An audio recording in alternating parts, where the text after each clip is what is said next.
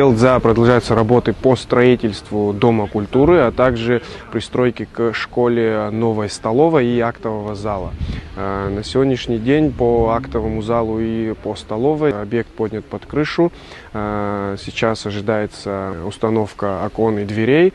Также до конца этого года будет проведена вся необходимая электропроводка. Все работы выполняются в срок, все делается оперативно, для того, чтобы мы успели запустить столовую к следующему учебному году.